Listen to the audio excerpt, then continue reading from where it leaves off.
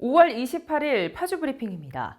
파주시가 경기도 산하 공공기관인 경기도경제과학진흥원의 유치에 성공했습니다.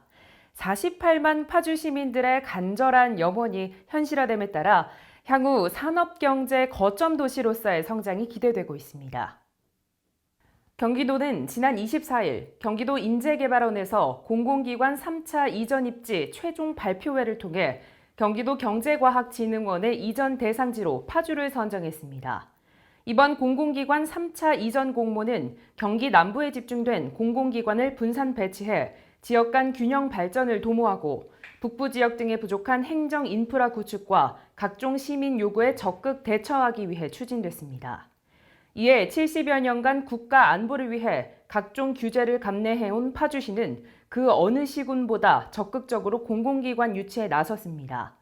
최종한 파주시장과 시민대표가 공동위원장인 공공기관 유치위원회를 설치하고 경기도 최초로 공공기관 유치지원 조례를 제정했으며 그중에서도 경기도 경제과학진흥원 유치에 총력을 기울였습니다.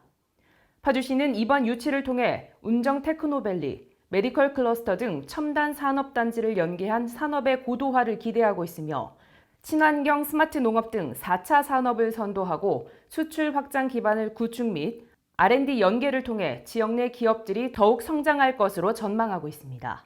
파주시가 주한미군 반환공여구역, 캠프 자이언트와 캠프 게리오원의 주변 지역 개발 사업 민간사업자 공모 평가위원회를 개최해 우선 협상 대상자를 선정했습니다. 파주시는 제안서 평가위원회를 통해 평가위원회 공정하고 심도 있는 심사를 거쳐 캠프 자이언트의 KB 컨소시엄을, 캠프 게리오원의 NH투자증권 컨소시엄을 우선 협상 대상자로 최종 선정했습니다.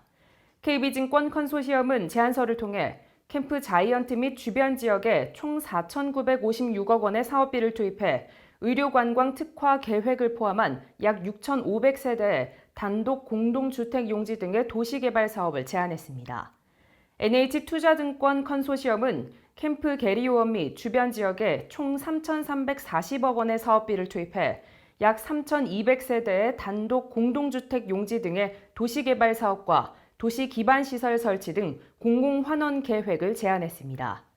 파주시와 롯데 프리미엄 아울렛 파주점이 청년사업가 공동지원 사업협약식을 체결했습니다. 청년사업가 공동지원 사업은 판매 장소 확보와 상품 확보에 어려움을 겪는 청년들을 돕기 위해 계획됐는데요. 협약식에서 최종한 시장은 홍보와 모집, 행정사항 지원을 약속했고 박상욱 롯데아울렛 점장은 판매 장소 제공 등 영업활동을 위한 제반 사항을 지원하기로 했습니다.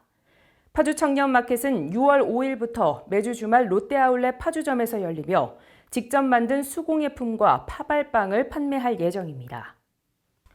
파주시는 농기계 사용 중 발생할 수 있는 각종 사고 및 위험에 대비해 시 보유 임대 농기계 종합보험을 확대 가입한다고 밝혔습니다.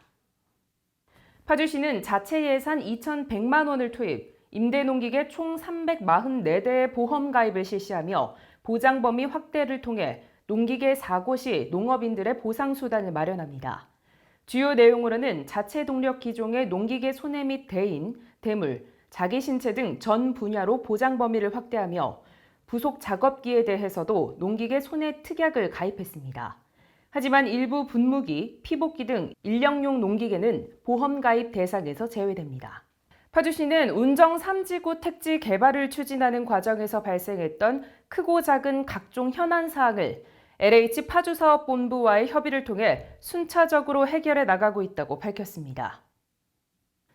금촌에서 자유로 문발 IC 방향 국지도 56호선의 고질적인 정체 구간인 와동교차로 교통 개선을 위해 운정 신도시 방향 차선을 올해 하반기까지 추가 확보할 계획입니다.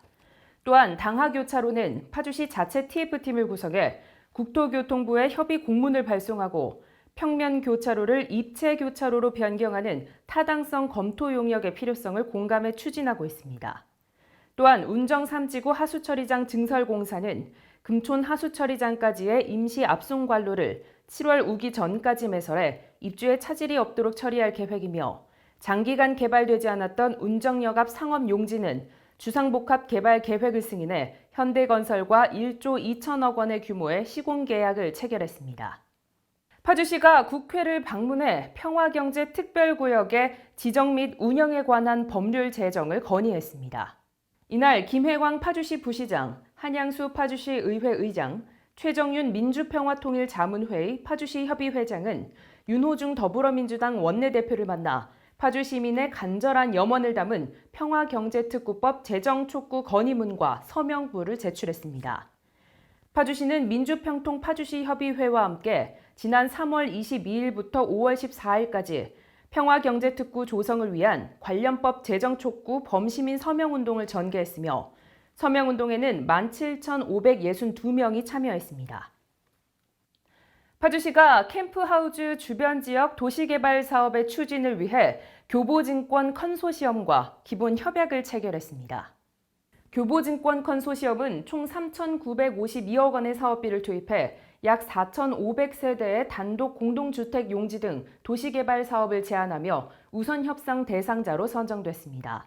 이날 협약에 따라 파주시는 도시개발 사업이 원활히 진행될 수 있도록 행정지원 등 제반사항 마련에 적극 협조하고 민간 사업자는 책임 준공, 재원 조달, 보상, 공공환원 등 사업이 조기에 조성될 수 있도록 노력해 나간다는 계획입니다.